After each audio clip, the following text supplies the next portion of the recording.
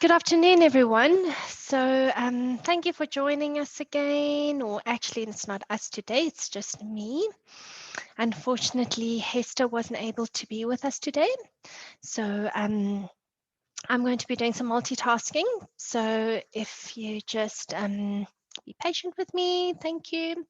I'm going to be looking through the Q&A. So if you have questions, just while we're waiting for others to drop in, if you have questions, please put them into the Q&A. I might miss them in the chat because normally Hester's managing that. So if you have any questions as we go along, please put it into the Q&A. But for those of you that have joined us so far, maybe you just want to grab a pen and paper. So today is going to be a bit more interactive and experiential. So if you've got a little notepad or if you've got a pen and paper, just grab it while we waiting for the others, and then we can get started. So for those of you that don't know me, I'm Bettina Moser. So I'm a pelvic physiotherapist. I also am a life coach, and I do TRE, which is tension and trauma release. And really, as I've discussed before, my interests have shifted into a more integrative and holistic way of managing health and well-being. And I think at a time like this, and especially for us here in Gauteng, we're trying to hold on to our horses and ride that third wave. So it's critical to really start to look at managing our health and our well-being, and so I'd like to discuss today some more practical tools on how to do that and how to discern if something's working for you or not working for you, and how it looks in a typical day. And really, I'd like you to, it's a very broad topic, and we're catering for kind of a lot of different people's needs in a generalized discussion like this. So as always, I'm happy for you to ask me questions, to give me more specific areas that you are interested in knowing about. And then, as I say, I'm happy to answer all questions related to that, and we can get a little bit more specific. But what I'd like you to do, just as we get started today, I'd like you to just close your eyes and just tap into you. Just stop for a seckie and experience just a few seconds of quiet, and just tap into yourself. And I'd like you to just rate overall how you're feeling at the moment from 0 to 10. 0 being no stress, fabulous, fine, you're feeling amazing, to 10 that you're really struggling. So just give us, so I'd like to just make it more numerical so that we've got something to compare with as we go along, because I'm going to take you through a variety of techniques or some ideas, and we're going to come back to this as we go along. So I'm going to just there's a lady called Nking Ndefu, who is in California, and I had the privilege of meeting her a few years back, and she had a discussion, and she's worked a lot with trauma and emotional therapies and resilience, and she has a she designed this, what she calls a resilience toolkit. And she uses some of these very simple tap in kind of tools to aid her clients and her patients. She originally was a nurse, and she's worked in many different trauma settings, both in prisons and in schools, etc., to actually just help people regulate and calm and settle in. And really, when we are able to regulate our nervous system, we are more resilient. So resilience is not really an aspect of how strong we are in the mind. Resilience is actually an aspect of how well can we bounce back, how well can our nervous system regulate under stress and come back down into regulation. So this is her framework around her resilience toolkit. So what I'd like to do before I go into too much discussion, I'd like you to play a little bit. So I'd like you to experience yourself. So we are our greatest randomized control trial. We are our greatest study. We can, and this is the thing, is that you need to actually be able to navigate for yourself and discern for yourself what works for you and what doesn't work for you. So we can provide a variety of tools, we can provide suggestions, but really at the end of the day, it's not a prescriptive formula. Like what works for one actually triggers another and makes the emotional state, the nervous system actually agitated.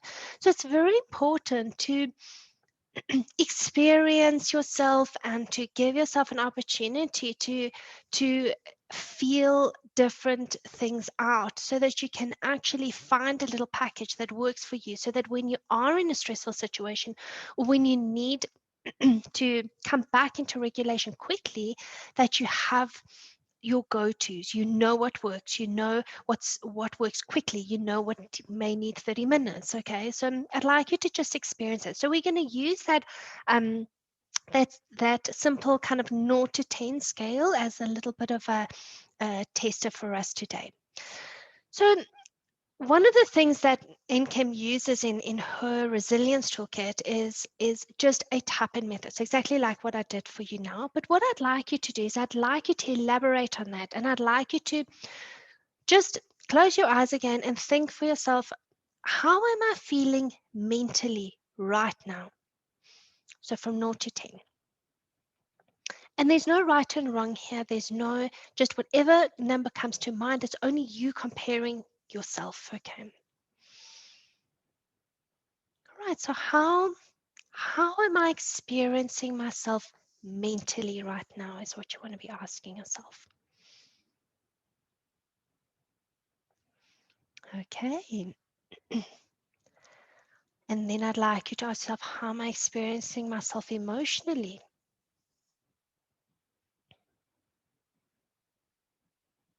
And again, give yourself a rating from 0 to 10.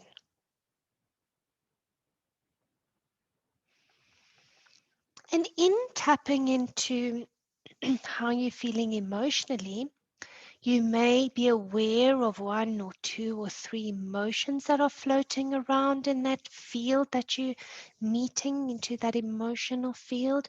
You may want to write those down.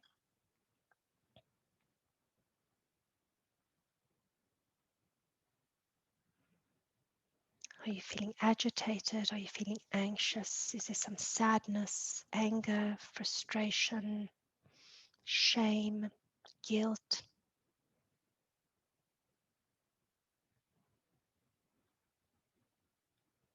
Okay. And then I'd like you to tap into yourself physically. How are you feeling physically today or right now? So again, you can just close your eyes and feel your physical body. How do you feel physically?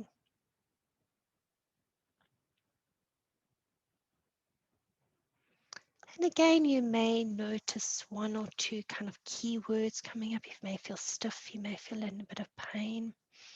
You may have a dis-ease, a discomfort in the body.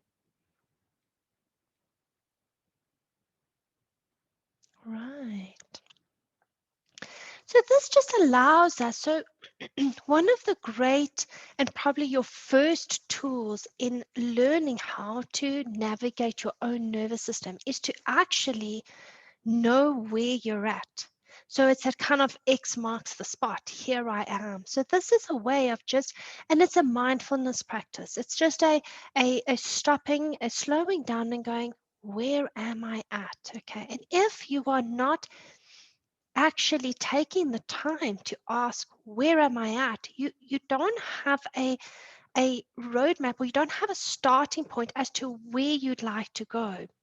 So we are so busy all the time that we actually don't give ourselves time to say, but hang on, how am I? How am I feeling? Where am I at today, right now, in this moment? Okay. And from there, we can then, based on what we're finding, we can then take the next step. All right. So the first thing that she uses, so this is, I'm sticking kind of with her little resilience toolkit, and you can, just you can go and read on her if you're interested. But she uses, one of her techniques is called a settling breath. So what we do there is you just take a breath in, and I'd like you to just, and it's not forced, it's not that you're doing anything very deliberate, but just take a breath in, and then as you exhale, just extend your exhale, that you're making it a little bit longer than normal. And when the body's ready, you're not forcing it, don't agitate your system, take another breath in, and as you breathe out, just extend that breath again, that is just a little bit longer than normal.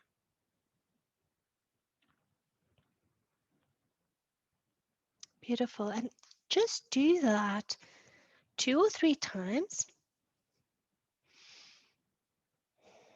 And I'd like you to just feel that out for yourself. So some people get anxious when they do a breathing exercise, and it's actually not a great entry point into trying to calm your nervous system. So if you're feeling that's agitating you, stop. Otherwise, just do another 2 or 3, breathing in, and just extend that outward breath. And then what I would like you to do, so just even after just a couple of breaths, 30 seconds or a minute, I'd like you to touch base again. And I'd like you to ask yourself, so generally that overall 0 to 10 figure that you gave yourself, that number, that rating, where is that now? Has it changed or has it not changed?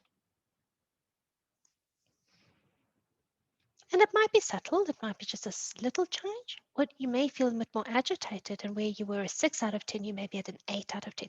And that is important to know. It is important to know what settles your nervous system and what agitates, and that is different for every person. All right. So we're going to go into the next thing. So here, what I'd like you to do is I'd like you again to close your eyes and come into your body, okay, or into your current experience. So sometimes our experience is not in the body, but it's more of a mental framework. And I'd like you to find the place in your body or in your experience where you feel the best.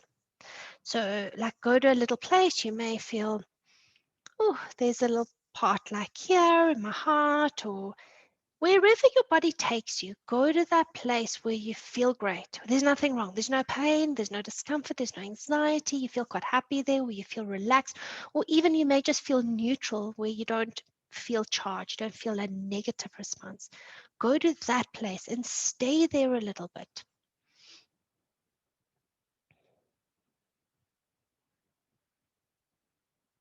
That's it. If you can't find that in your body, that's okay. Then this is not an ideal exercise for you. But in time, you may actually notice, if you come back to it, you may actually notice that suddenly you do have a experience that you can go to. So just stay in that peaceful place, stay in that calm place a little bit.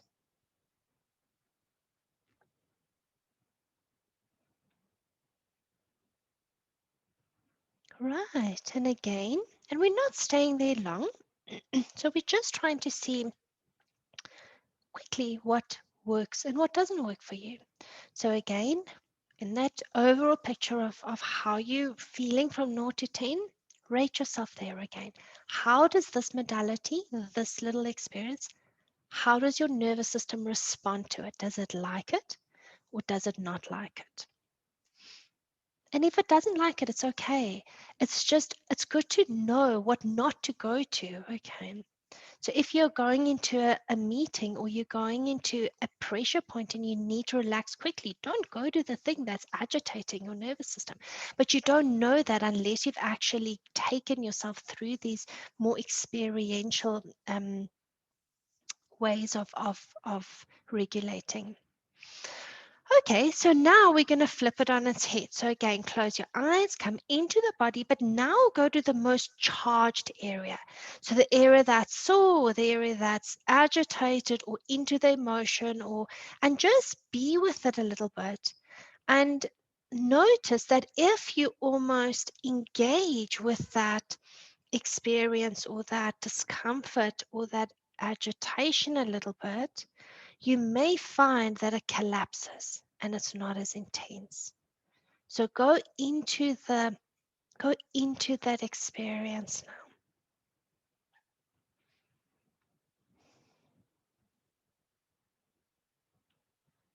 And when you initially meet it, you may find that it goes up, like it gets a bit worse, almost on looking at the monster. It's like, oh, here we go. And then you may find that it settles down a little bit or not.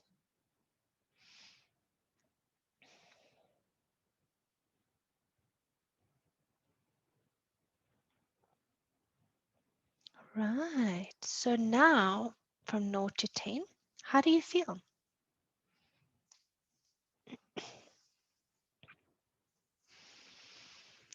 Okay. So I'm going to take you through one more, which is actually, this is my favorite, and I use this very frequently with, it doesn't require any intellectualizing. It's beautiful for kids.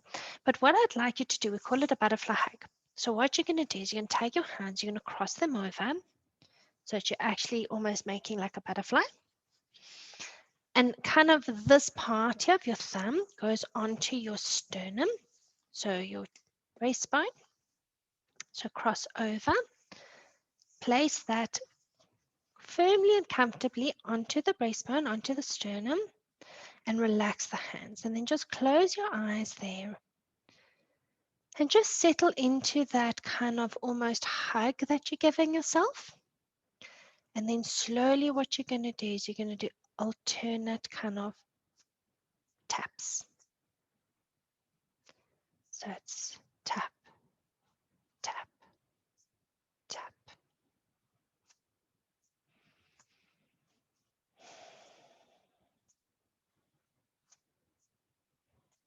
And relax into that. For most people, and most of the time when I use this seems to be the one that is the most calming, it's very primal. So it's beautiful on kids. There's a lot of methods in this. So if you're going to kind of the childhood kind of reprogramming and nervous system regulation, they do a lot of crossover techniques for trauma. So first of all, you're doing a crossover. Okay, you're bringing contact around the heart space, which is extremely comforting, and then you're bringing a rhythmical um, tapping into that, which is almost another level of down regulation, and there's touch involved. So and again, I just want you to assess from 0 to 10, how did that make you feel?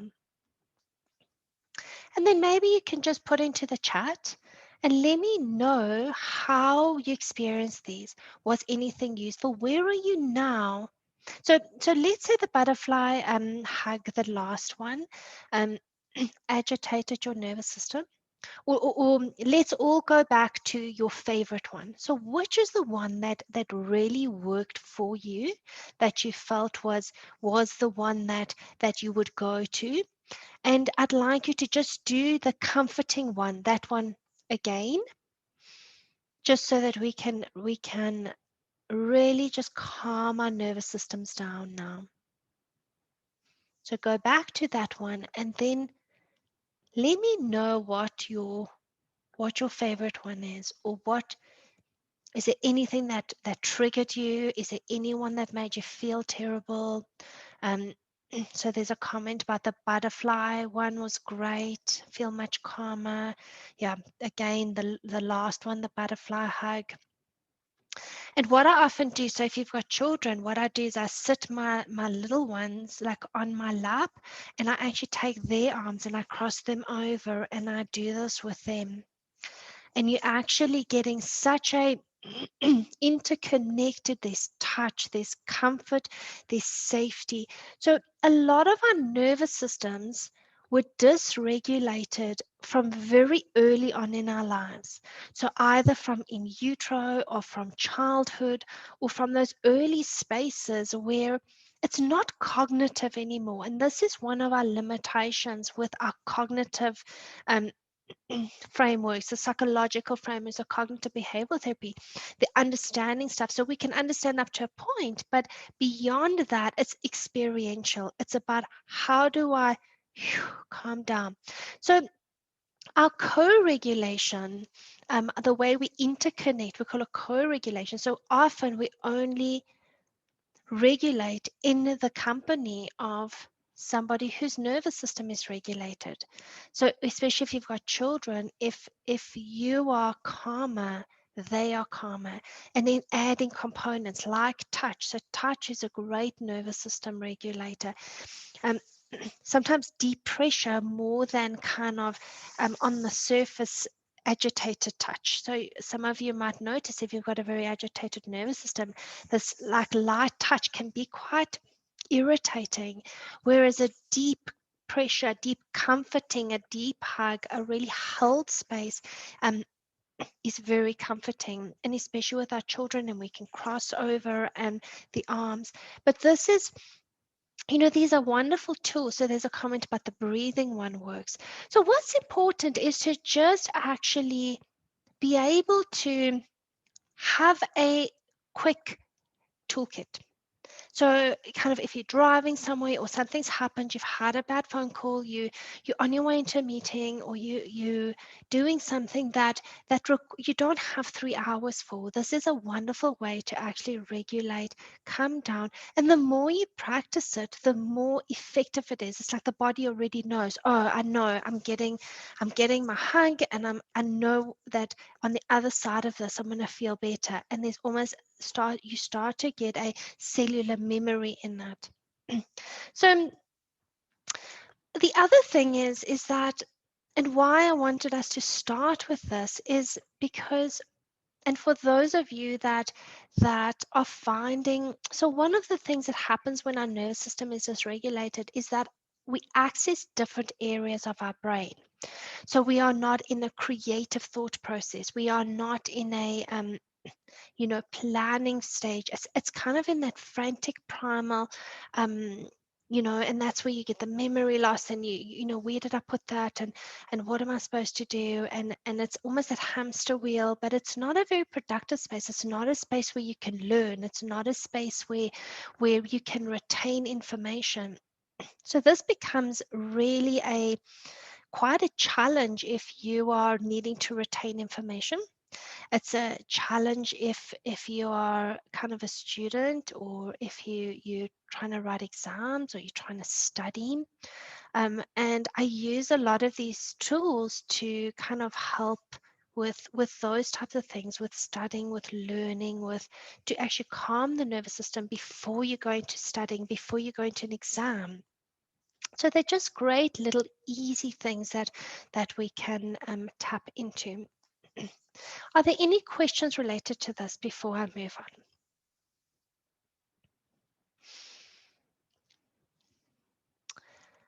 on? Right, so if there are any along the way, just pop it into the Q&A.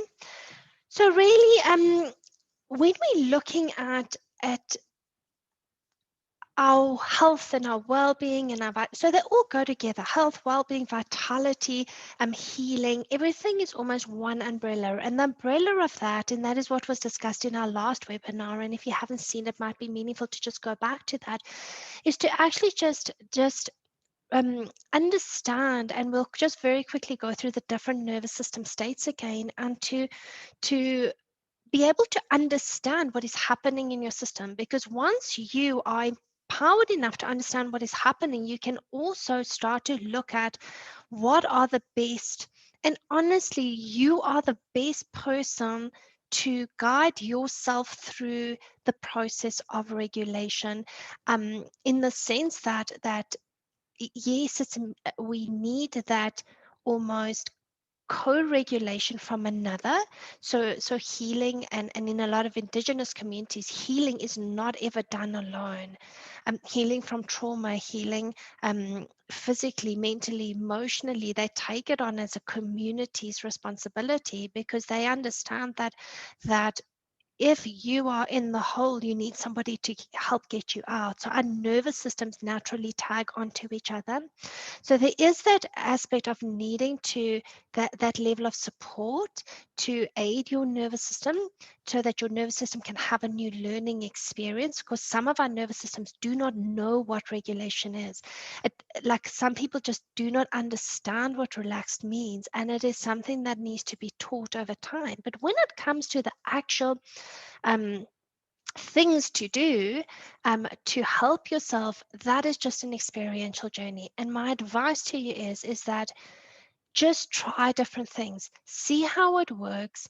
Don't have a sense of failure if it doesn't work. Just know that that is not the ideal thing, and one can almost tweak that. But what I can say to you is that if you can master your own uh, nervous system experience, if you are able to regulate yourself, this is really survival, this is thrival, this is resilience. So resilient people can regulate their nervous system, they can bounce back. um, they are healthier, they are more creative, they are generally more successful because of the nature of that. So it all just almost is a knock-on effect, one on top of the other. But when we are looking at, I use nervous system, we have so many words here, but nervous system seems to be the more neutral one. We have it's a in the nervous system, we understand that we have a mental, emotional, as well as physical experience in whatever it is. Okay, so even if you're having a physical experience, that will filter from the body up into a mental and emotional experience. If we have a mental and emotional experience, it'll filter down by the nature of our brain and spinal cord and the neurotransmitters released in our brain into a physical experience. So when we are trying to get optimal health and well-being and healing from disease, healing from trauma, whichever way we're looking at it, there is always a kind of interlinking relationship between what's happening here and what's happening here. And in the true medical system, it's almost like we often cut it off there, like this is for the psychologist and this is for the body therapist or for the doctors. But really, when we're looking at a more integrative approach, looking at the nervous system, those have to be combined. And again, when we go into regulating your nervous system, I'm going to discuss both mental and emotional and physical modalities, because you're going to need to do a combination of them. You're not only going to be doing a mental, so for instance, the connection into the body, the what we did earlier, we asked you to rate from 0 to 10, where you go to a feeling, or an experience. Does it feel good? Does it feel bad? That's more a mental framework. This, for instance, or the breath, is a body modality. So for some people, kind of moving into a mental framework or into talking about it or into a journaling practice or whatever, we'll discuss that, is beneficial. For others, that makes them feel worse, and they need body work. Okay, and a combination is my suggestion to you. And a lot of the research is coming out, they actually call it like more of a tripod. So it's a triad of healing and well-being. So it's classified and named differently, and this is one of the challenges. Is there's a lot of kind of different terminology that's floating around at the moment, but they look at mind, body, they look at mind, body, spirit, or they look at mental, mental, physical, energetic.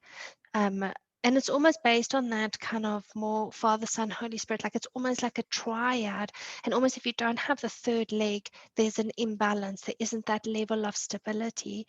So if you listen to a lot of the real deep teachers in this discussion, they're always looking at that threefold, that triad of that. And it's something to just consider. But before we go into looking at what type of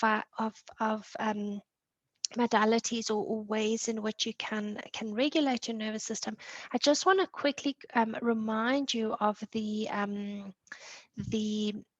different nervous system states, so that you can start to recognize them and familiarize yourself and what happens in those states. So for those of you also that maybe didn't join us last time, we can look at that. So here what's happening is, this is work done by a Dr. Stephen Porges, who does a lot of kind of work in this area, and he was looking at also behavioral aspects related to it. So our nervous system is not only just how we feel, it's not only what we think, it's not only how our body responds, but it's also kind of our behaviors change depending on our nervous system state. So social engagement is really the calm nervous system, the parasympathetic nervous system. That basically, that's our cave. That is where we have experiences of joy, of being present, of being grounded. It's in this space that we have curiosity and openness. Here is where we learn, where we connect, we have compassion, we are mindful, we can socialize, and various things happen in that space. We release oxytocin, which is a connecting and engaging hormone. It's what mothers release when they're breastfeeding to connect with their babies. And also in that, this is the area where we digest our food, where we eat, where we sleep. Various gut enzymes are released here. So if things are off kilter in that, if you're not sleeping well, if you are not you know digesting your food well, this area is also, from the pelvic physiotherapy side, the pelvis is the area that holds almost a calm and or functions optimally in our parasympathetic or calm nervous system. So generally we pee, poo, and have sex in our cave. And all those, for bladder functioning, for bowel functioning, for sexual functioning, libido, all of this, we need our nervous system to be in a calm state, in a parasympathetic state, in a state of social engagement, and where we feel connected, where we feel safe. Okay, so this is where we heal, where we our cells regenerate. So that's really where we're aiming to be.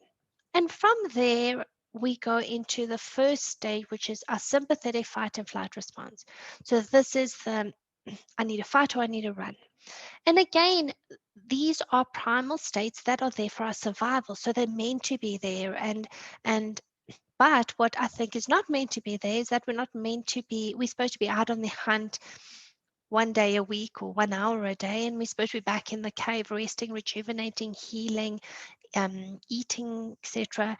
But what's happening is that we're spending so much time in our fight and flight responses at the moment. This is where we release adrenaline, cortisol. So this is where we have emotions such as panic or fear, anxiety, worry, frustration, anger, rage.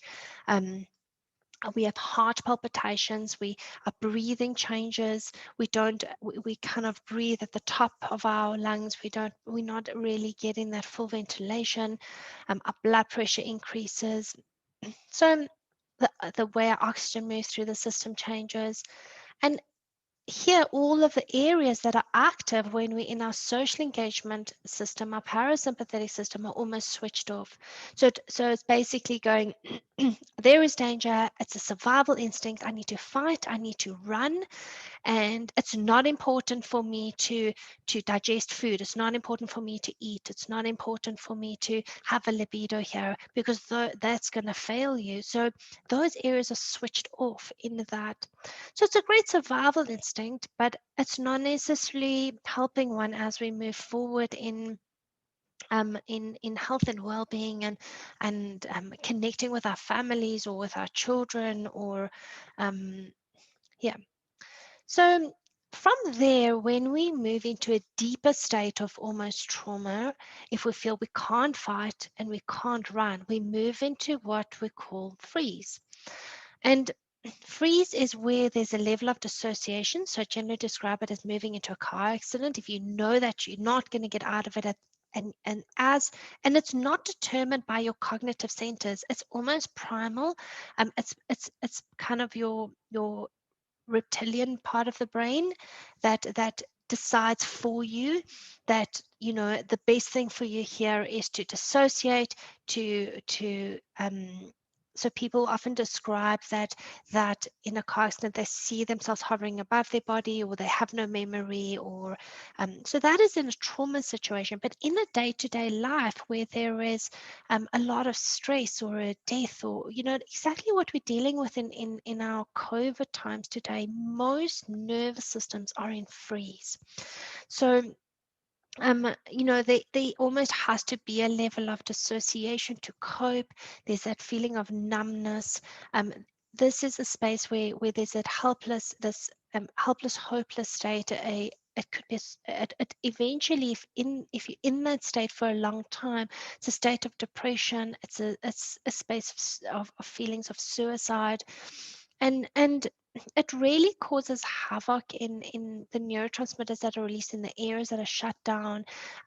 So there's a lot of kind of change in the way, you know, your insulin works, and your sugars are processed. And, you know, a lot of our chronic illnesses, there's inflammatory states. You know, a lot of our chronic illnesses are derived from these nervous system dysregulations that usually happen quite early on in our lives, and we haven't really learned how to come back down and come back into a regulated state easily.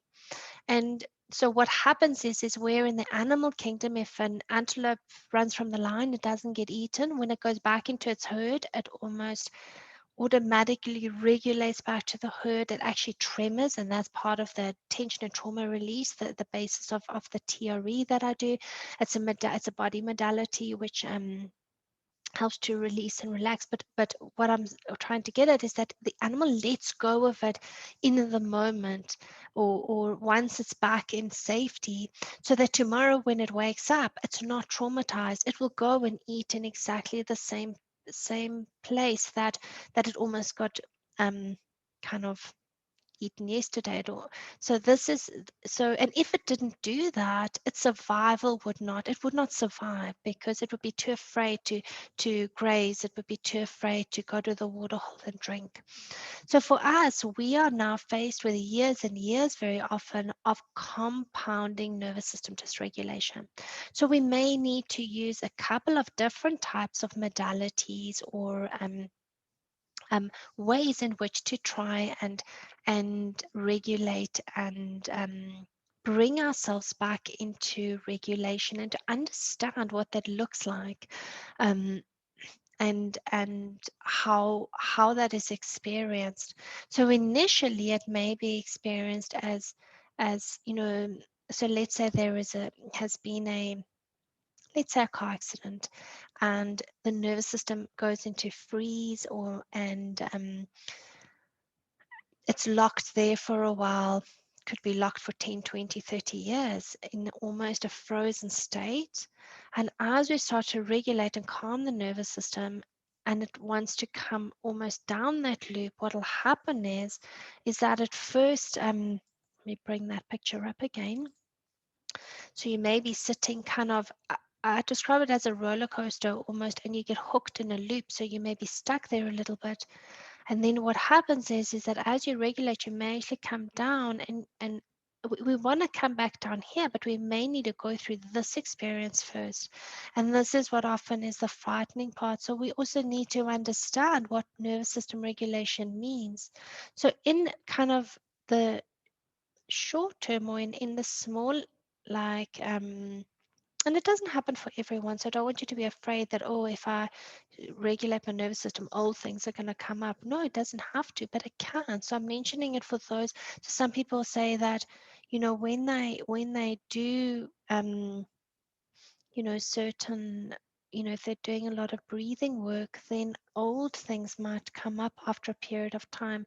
And that's a good thing. That is great. We just need to navigate through that. And you may need some support if it's trauma based to go through that. And I think what happens is a lot of people don't realize that as they want to regulate their nervous system, they may need to go and have a look at those experiences that were traumatic once again, but in a different light of not necessarily maybe even a counseling space or in a talking about a space, but in a space of giving the body mind complex the opportunity to actually keep coming down and down and down and down, and finally just let that experience go and heal it. That is healing, when we've really let that experience go, in the sense that we can bring the experience into our mind, but we can think about the car accident we had, but we don't have a physical, mental, emotional cascade happening anymore. We don't get palpitations just thinking about it,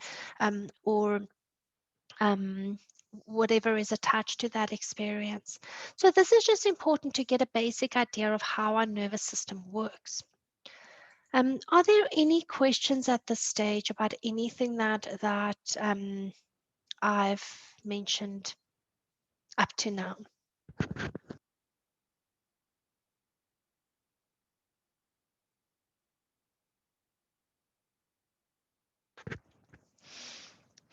Okay, then we're going to carry on. So in understanding kind of how our nervous system works, we're going to look at how are we going to optimally start to empower ourselves to take the next step into regulation. Okay, so let's just start with I'm going to separate a little bit into more mind aspects and body aspects, just for clarity, so that when you're picking things, but really there is no separation between the two, because as we do a mind modality, or if we have a mind experience, it filters into the body.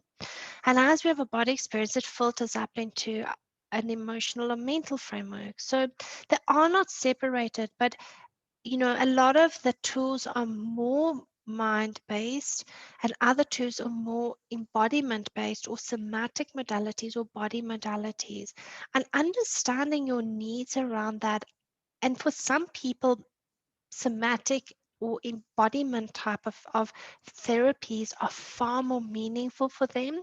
And if that's the case for you, and again, this is experiential, this is you working it out for yourself. Okay, and this is where I always say to people, don't be scared to try something, don't be scared to try something new, don't be scared to give something a bash. Go and like often people say, do I think that TRE will work? I say, I have no idea. We have to try it, and we have to experience it. Give yourself the experience and then assess that and say, yes, it works, or no, it doesn't work for me. And then if it's no, it doesn't work for me, is the modality wrong, or is the choice wrong, or does it just need to be fine-tuned? Okay. So some people, I just use TRE as an example because I'm a TRE practitioner and I use TRE, but this applies to anything: yoga, meditation, prayer, mindfulness. But one then needs to go, so let's go back to using the example of TRE. So is it the TRE the problem? as in that doesn't work for you, or is it how we did it, how it's being done, that so a lot of people have come to me and said, I've tried TRE and it was terrible, it didn't work for me. And in that, I might invite them into that space again and give them a slightly different experience. So maybe they did too much, maybe they did too little, maybe they, and this is the type of thing, and no one can work this out for you.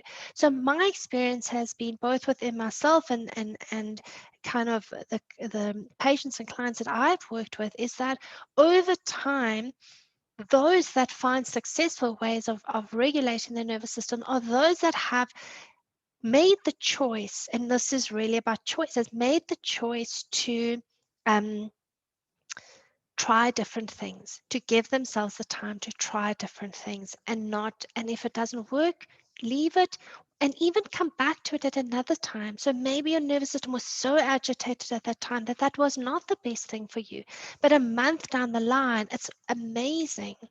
So really just allow yourself to experience different things before you create an opinion or a judgment on that.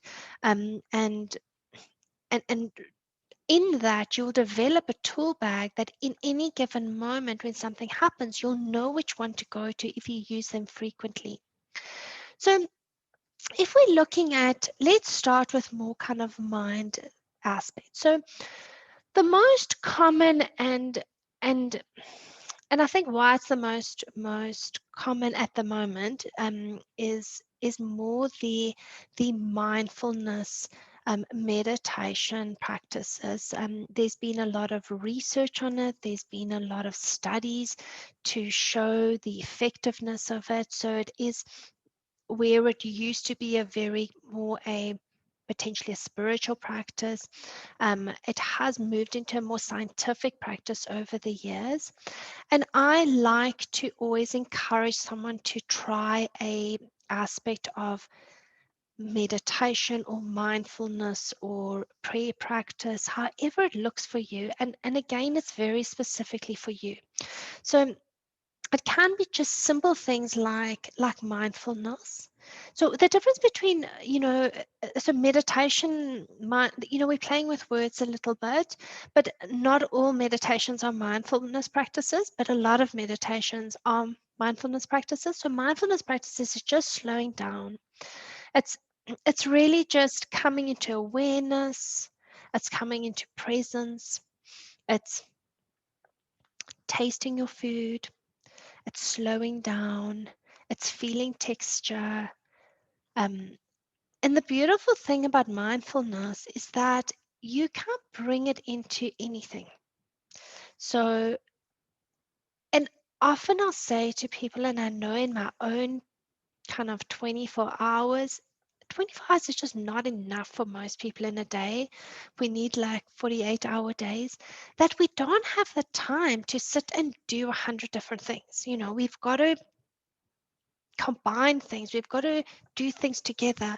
And I find that mindfulness is a wonderful practice to just bring in between in your day. So you can have a mindfulness practice where you spend maybe 20 or 30 minutes and going and sitting outside and listening to the birds and experiencing kind of the elements, the wind, if it's raining, if it's kind of snowing, if you're abroad. So it just allows you to slow down, to come into awareness, to come into presence, to stop. A lot of the reasons why we don't want to do this is because when we stop, and this is what I was doing with you when we started, it's only when we stop do we actually realize that, hang on, I'm not okay, or I'm actually, I can't deal with how I feel, and we just keep ourselves busy. So mindfulness initially may not feel very nice, but it is a definite easy entry point into regulating your nervous system. From there, one can look at like a meditation practice. So I tend to make suggestions around, there's a lovely app called Insight Timer. Um, I'll pop it into them. So let's just, And for those of you that are interested in that, it's just it is a paid or a free app. So, but that has been an easy go-to for a lot of people. So you just download the app, and it has thousands, literally thousands of varied meditations, mindfulness practices, guided meditation. So meditation is just a basic word, but there's so many different types of meditations. There's guided meditations where they talk you through a process. And the nice thing about that is that if you've got a very busy mind, at least you're giving the mind something to do. And again, this is about understanding yourself. This is about getting to know, who am I? How do I tick? Where are my challenges? Is my mind so busy that I need to slow it down? Um, you may find that a stillness meditation practice is not possible for you because you can't still the mind. Then a guided meditation or a sound meditation or a where someone's talking you through that is better. And this is where you want to play. You want to experience and you want to see what works for you. And depending again where you're at, you're going to choose the right one to go to. And that is what makes things effective, is knowing that I am thirsty, I need a drink. I'm hungry, I need to eat. And in the initial stages of this, we don't know how this all looks. So this is where you want to really just give yourself different experiences. Um, in that kind of and in we can talk about prayer in the same space. So generally we say that prayer is more talking to usually God or a higher power by the nature of the definition of prayer. um, Talking to, it's a more mental construct. Meditation is almost quietening and receiving. So they vary just in subtleties that you may find that in the prayer, bringing in the stillness can actually be what really just settles the system down in a lot of anxiety.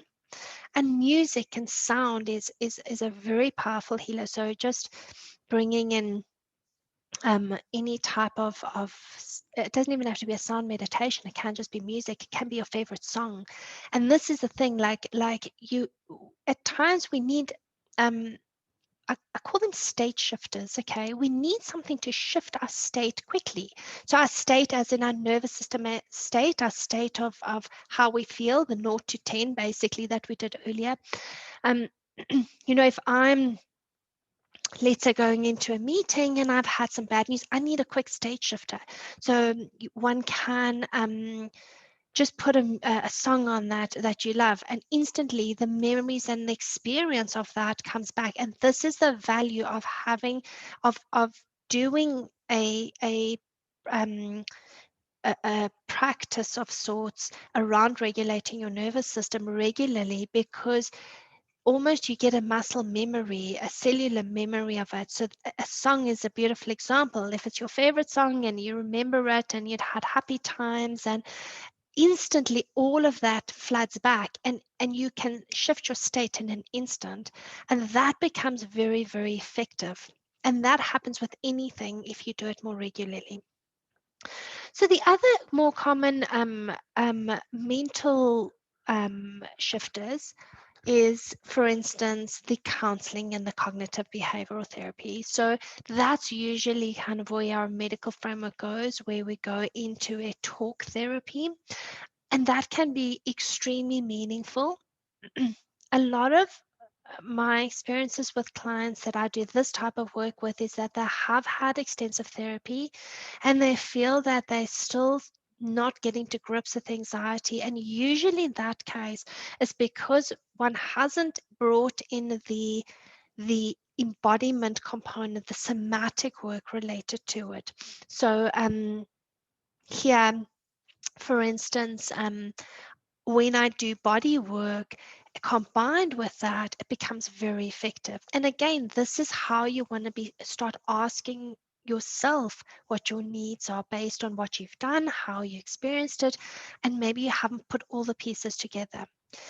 The other thing that I love to use is journaling. All right. So journaling again, and there are myriad of ways of bringing in a journaling practice um, into your day or into your week.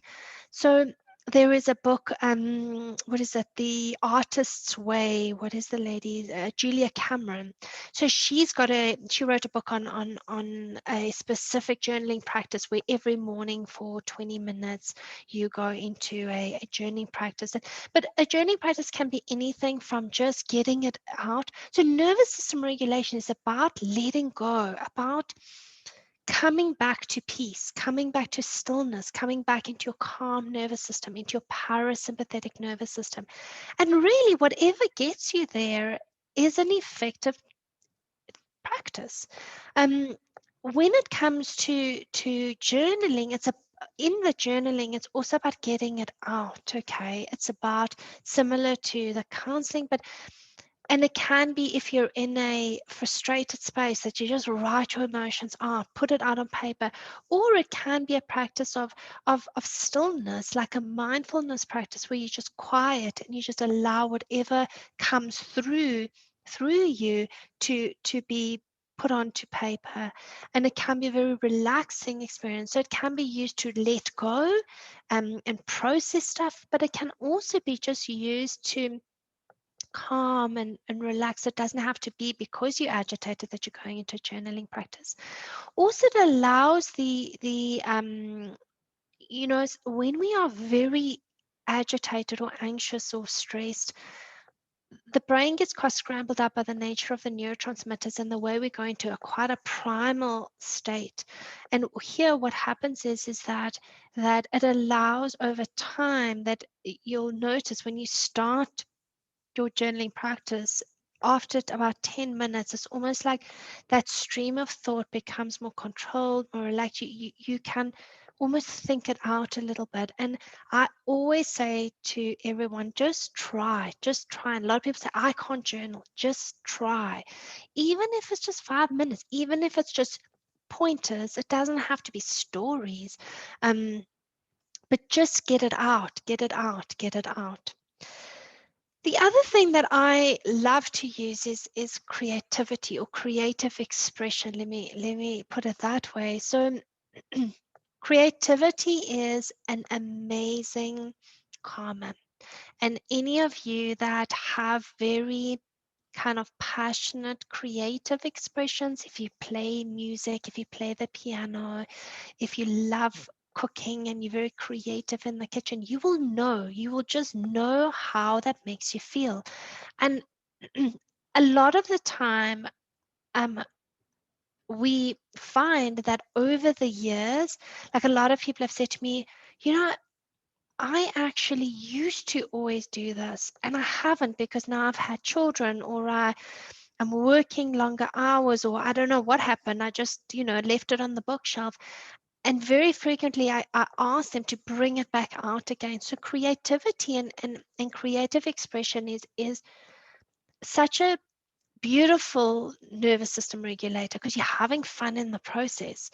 So this is where the coloring, and it really doesn't matter. And that's why I split it into creativity versus creative expression, because you can do anything and add a creative flair to it. You could just be getting dressed in the morning and you can just, be a bit more creative and put on an extra whatever, or while you're cooking, just play a bit with that recipe. Or if you're always making the same thing, add a bit here, remove a bit here. And it's about just being aware of that almost little bit of creative flair that you can add to it, because instantly you are accessing different centers of the brain. Your creativity fits into that green zone at the bottom. So the more creative we are, the more we come out of all of the other nervous system states by default. All right. And in that more mental framework, we must realize that there is a specific place, and almost this is not what this discussion is based on, and we can possibly expand on this in future in a more trauma model. I'm doing this more in the general model. In a trauma model, if there has been deep trauma, it needs to be a space for that trauma healing and the trauma, to look at the trauma specifically.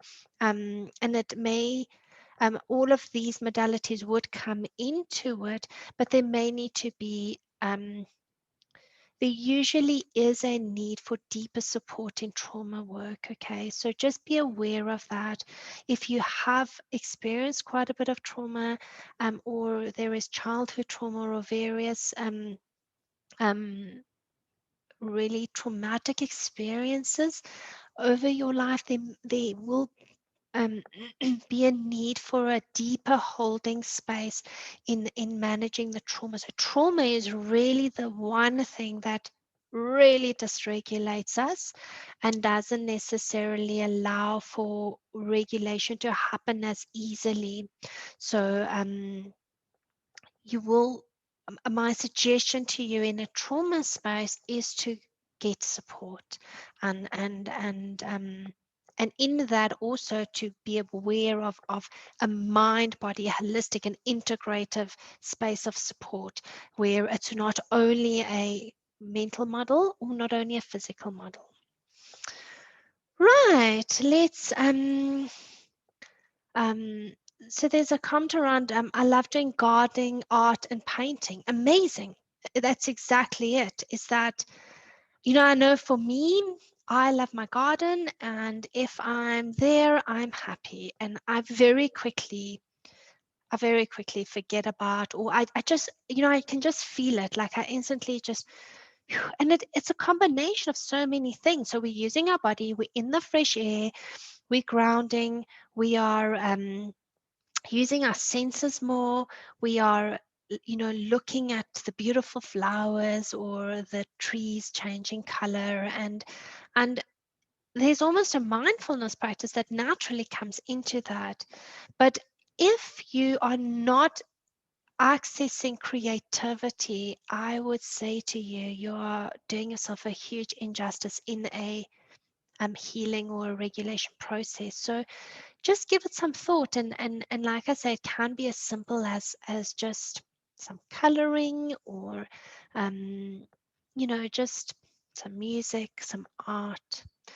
And when we say art, it doesn't have to be artworks, it can just be play. It's play. So we really have forgotten how to play. And if you have young children, use them as your play experience, as your creativity experience.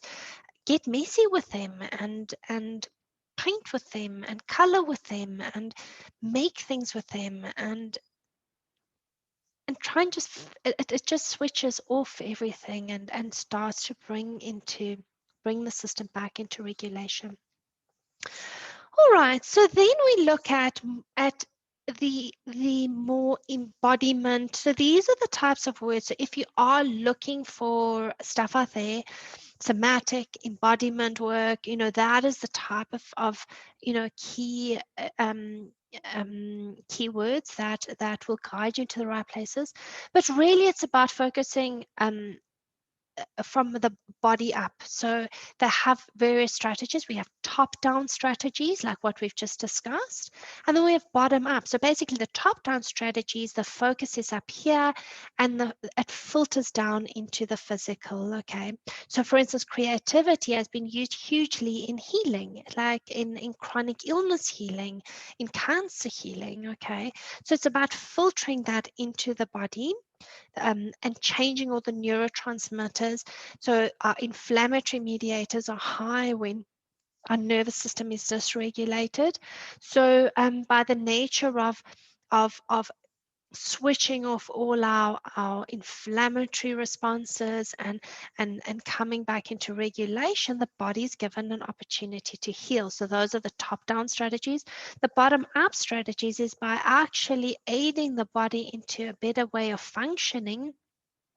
So what happens is we filter that up back up into the mind. And if you were in our last discussion, we discussed the vagus nerve. So the vagus nerve is responsible for our regulation. It's our regulator. And if we have dysregulation in our vagus nerve, we have a lot of kind of physical and mental and emotional discord. But our vagus nerve is like the highway between these two, and 20% is down and actually 80% is up. So it almost makes sense to be using 20% top-down strategies and 80% bottom-up strategies, because we've got so much information filtering from the body up into the mind to say, hang on, there's something wrong, there's something wrong, there's something wrong. And the body is a wonderful teacher. It's there to provide us with information. But if we don't know how to discern this, it becomes very disconcerting and confusing.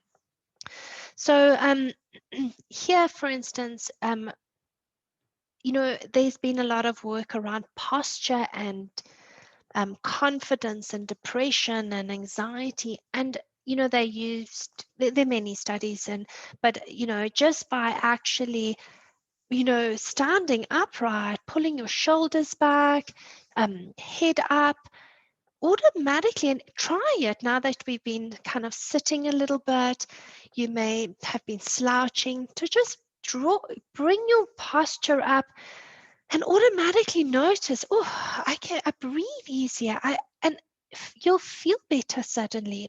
And that is the feedback going up. So naturally, when we're in anxious and depressed or sad down states, and you can see that in someone, so you can see a person's body language, because our emotions aren't just sitting up here, they expressed. It's an experience that we have when we're emotional. And by changing our physical expression, what happens automatically, you confuse the wiring. It's like, okay, am I sad? Am I not? Am I, and the, just as simple as changing your posture, sitting up straighter allows you to get more oxygen. Your breathing can change, and breathing is a nervous system regulator. Your fascial receptors are positioned differently. Your organs are positioned in a more optimal place. So there's a whole feedback stream for your body going, I like this. I feel better like this. Okay. However, if you are kind of, you have been in a kind of restrictive posture for 30 or 40 years, your body might start screaming at you going, no, no, no, no, no. What do you think you're doing? You can't, scramble me up like that. Now I'm going to get sore. And it may need to be a process, but so this is again understanding your body, understanding what's happening both mentally, emotionally, physically, and looking at the whole package. But just by straightening up, pulling your shoulders back, doing a bit of stretching, so a lot of people say, I don't have the time to do all of this. You want me to meditate, you want me to exercise, you want me to do a body thing. But even a simple thing like just stretching, like just stretch as you're sitting there or standing there, and just give your body some movement, give it some oxygen. I look at my little one.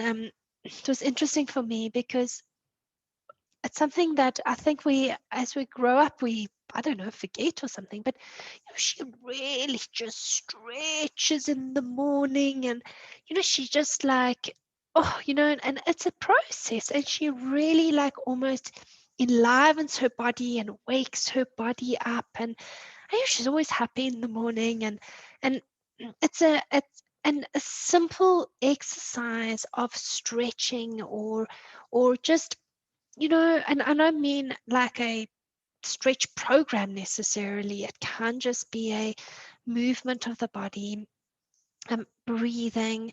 And there are many different breathing exercises. We did one earlier, the box breaths of maybe 4, where you're breathing in for 4, holding for 4, out for 4, hold for 4. So that's a box breath. You can expand that up into 5, 5, 5, so or 6, 6, 6, but generally you do 4. But again, you don't want to stress the system out if you're trying to relax it. So you want to work with your body in a gentle and in a loving, compassionate way. There's also the breathing of, breathing, what is it? Breathing in for 4, hold for 7, out for 8. So again, there the outward breath is. So if you go and have a look at different breathing exercises, but again, that you can have a breathing practice, but it doesn't have to be complicated. You don't have to do fancy breathing. Just breathe and just bring a mindfulness practice into the breath and just notice, am I breathing? Oh, I'm holding my breath. Oh, I'm breathing very fast, and just slow that down a little bit. So it doesn't have to be complicated. The other thing is when we're looking at body work, I love to bring the body back into nature. So I just think we've become very removed from nature, whereas our ancestors and our forefathers were very connected into nature. What was really interesting is that I saw a study where they said that even if you look at a picture of a nature scene, automatically it started changing your neurotransmitter release and your brain wiring, and centers that were switched off were started switching on. So there seems to be this very kind of primal, almost homecoming and a space that the body experiences in nature, even just through a picture, let alone actually going outdoors. But I find that I always encourage both myself and my clients and patients to go outside or take their shoes off, sit on the grass, um, go for walks, just be outside. And in that, you can have a whole combined practice of, just going for a walk, being mindful, breathing. You can listen to the birds and experience. You can have a complete nervous system regulation experience in a 10 to 15-minute walk. It doesn't have to be complicated. And this is what I just want to keep reiterating. Don't complicate it, because complicated stuff makes you more stressed, okay? So that is not what we're trying to achieve. Just stay simple, stupid, gentle, easy does it, okay? Just little bit, little bit, little bit. The other things are, specific kind of stretching or exercise, like, the yogas, the tai chis, things that calm the system down, okay? For some people, they like the more upbeat, like they need to go for a run, they need to go on a cycle. There's space for that, but in nervous system regulation, you do want to have stuff that kicks you back and not pumps more and more and more adrenaline. So I'm not saying don't do those, but just be aware that you may want to add something else to that as well. And then things like specific modalities that focus on the body, like TRE, or tension and trauma release, is a somatic body modality. Things like craniosacral therapy. There are a lot of I'm thinking of that deep tissue massages, or the name fails me, but that deep tissue, if any of you think of it, just put it into the chat. I don't have Hester to bounce off, but it's a deep tissue releasing, fascial release, fascial work. All of those massages and body work incorporate so many things. You're incorporating touch. You generally going to see somebody, so there's a co-regulation aspect of tapping into another person's nervous system as well to help you. There is there's a physical aspect of release.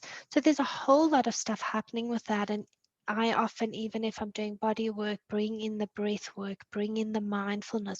So really instead of chit-chatting through that, stay connected to your body, come into it. And what you're doing is that in that one thing that you're choosing, you're adding like 6 components, and you're just ramping it up, that the potency of it becomes that much better, and it's that much more effective. That actually, while you're doing your yoga, don't be thinking about, what you've got to do, or chatting through it. Just come into the body, connect with that. If there's an emotion that lifts up, just breathe through it. Maybe connect to that emotion like we did in that resilience toolkit exercise earlier, where you connect to that emotion. Just be with it a little bit, breathe through it a little bit. Just stay with it, and you may feel that it actually starts to subside. And in actually doing that, you really get a powerful release, a powerful regulation starting to come in. The other thing that I have experimented a little bit over the last while is essential oils. There's I did various webinars and um, online work with practitioners that work with that, and there was a woman called Jodie Cohen who works very specifically with essential oils for regulating the nervous system, and she's had amazing results. And she is US based, and but I know that she does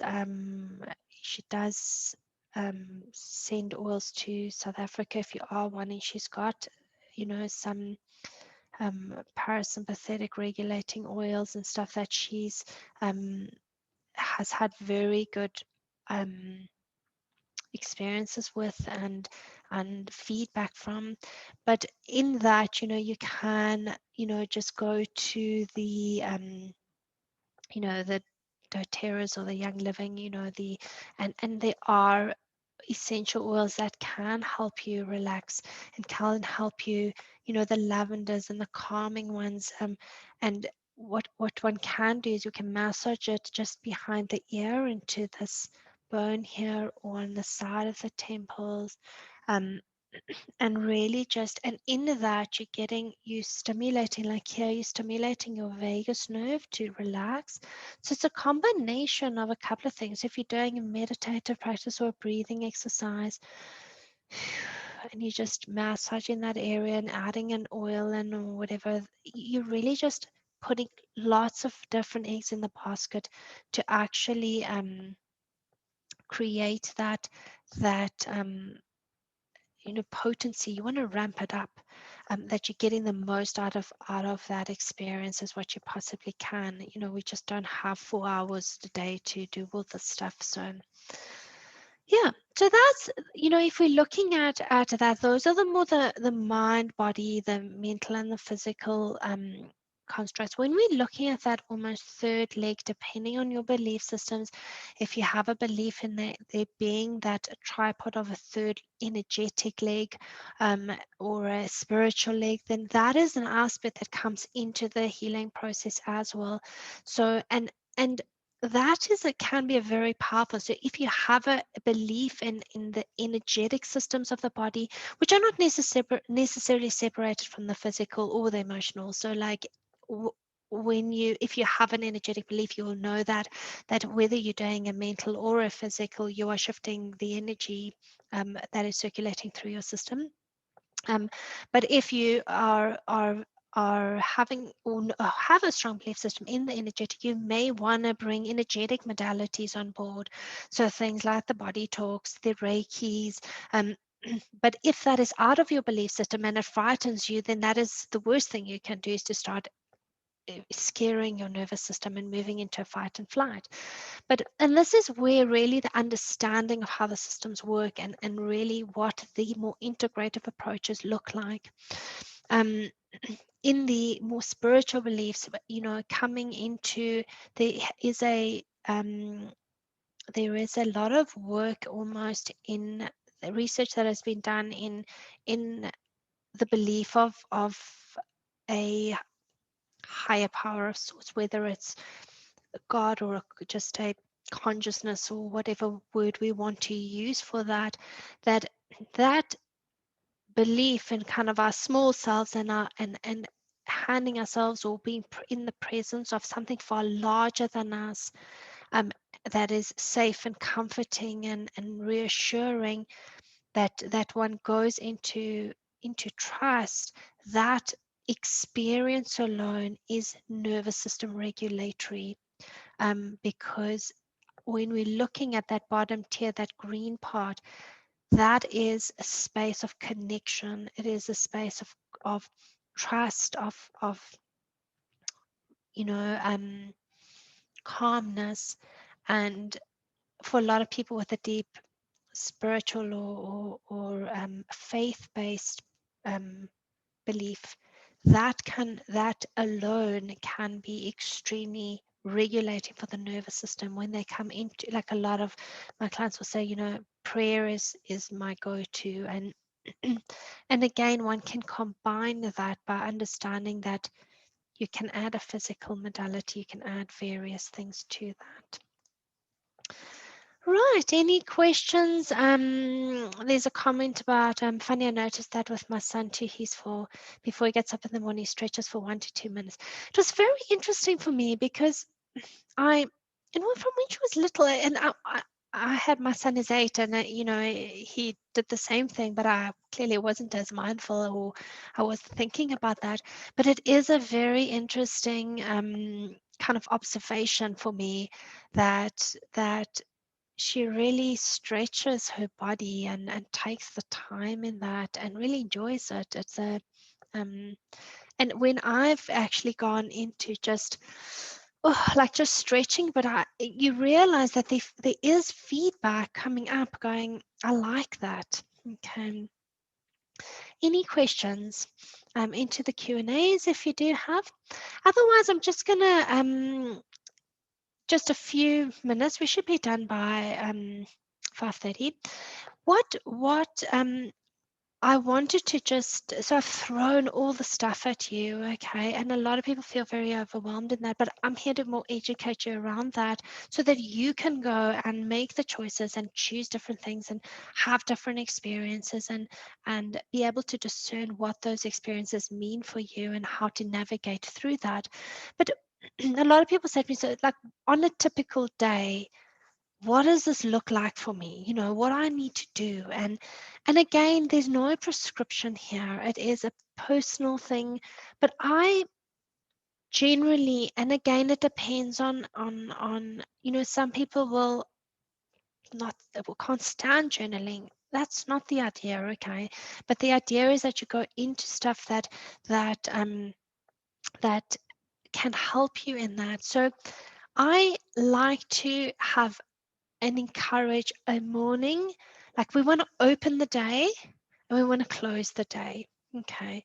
So in opening the day, you are regulating your nervous system. You're saying, hello day, I'm creative, I'm here, I'm present, I'm connected, and the day can roll smoothly from that. I find a morning practice very meaningful. So I generally encourage some form of morning practice, even if it is just taking those 2-3 minutes as you wake to say good morning day, and stretching. If your body doesn't naturally go into a stretch, just stretch, activate your stretch receptors, come into your body, be mindful about how your body's feeling in the morning. Is it stiff? Is it tired? Is it achy? Is it, and really just come in. So there's a mindfulness practice, and it can be as simple as that. It can just be some breathing and just taking 2, 3, 4, 5 minutes before you even just get out of bed. You can also use things like shower time, bath time to save yourself a bit of time and have a mindfulness or meditative practice in that time. But generally, if you want to go into a deeper practice, I generally say to people, try journaling, just try it. and spend 10 or 15 minutes just journaling out. And it can be anything from, I woke up, I'm so agitated, I'm really stressed about the day, to it's a beautiful day, this is what I'd like to get done today, this is how I see it looking. And it will really just vary depending on where you're at. You could have some mantras that you work with if you are that way inclined, that you almost bring in some of that mind level work. We didn't really mention that earlier, but that is another one, and I use mantras a lot. The other thing is then there can be a meditation space, a breathing space. So the mind aspects, and then bringing in the body work. So you may want to go for a little walk, or just do a bit of postural work, the stretching, the breathing, and and I I generally and if you are really doing deep work, so these are more guidelines around coming into an aspect of regulation. Very often when you come into that, you meet deeper aspects of yourself where you kind of go, I never realized, but I'm so angry. I have an anger issue that I need to deal with. And then you may find that you are using this time in a more specific way to manage your anger, or to work with something around that. And in those spaces where you're doing deeper work or trauma work, it is meaningful to work with someone that can just facilitate that space for you, guide you, assist you in that, to really not overwhelm the experience.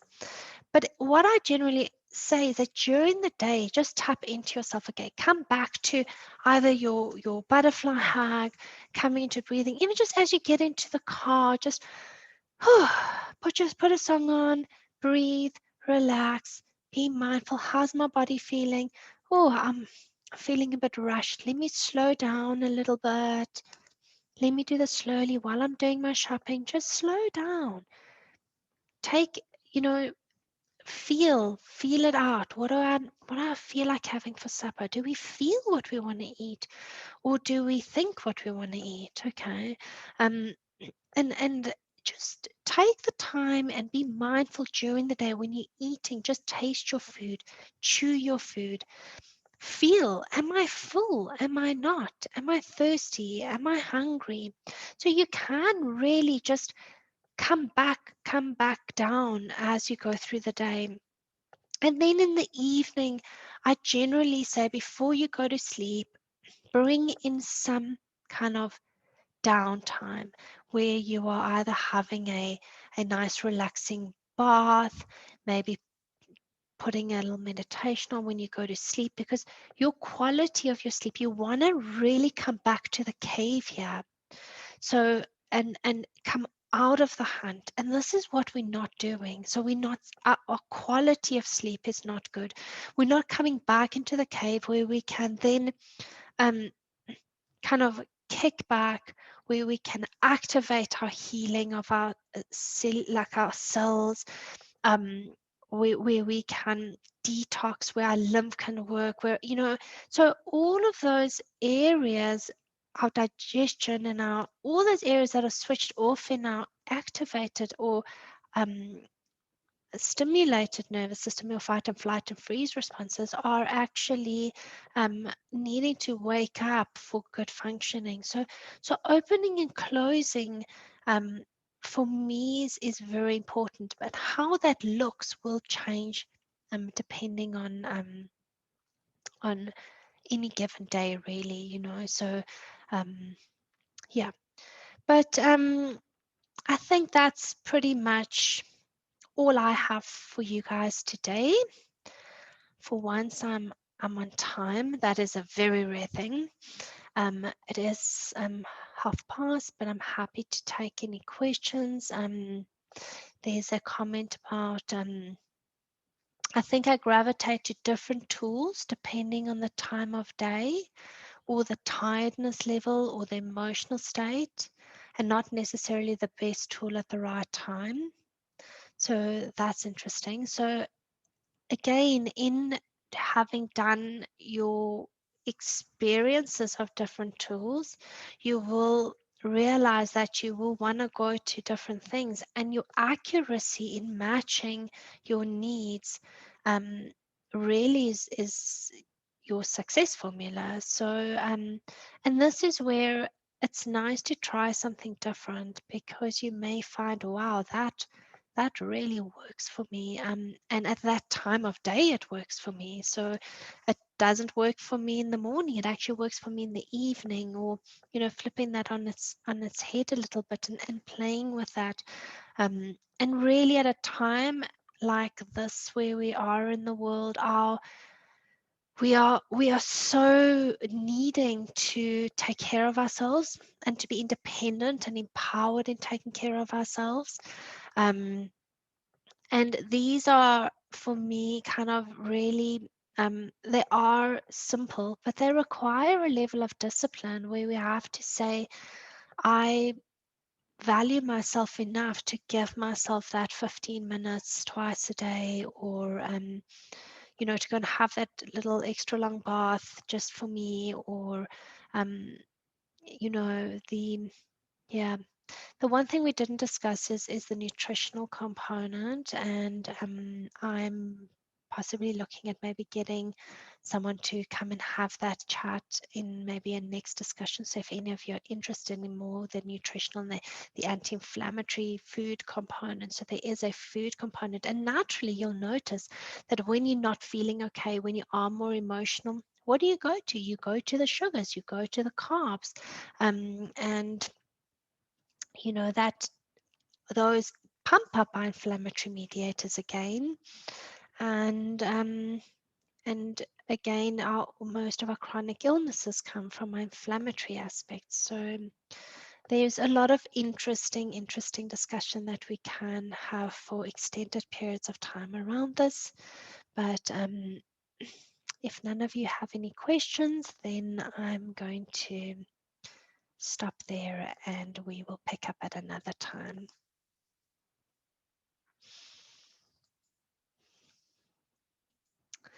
Right. There doesn't seem to be anything else. So I'm going to just thank you again for joining me, and be well, stay safe. And I'm happy to, you can email me at any time at bettina@bettinamoser.co.za.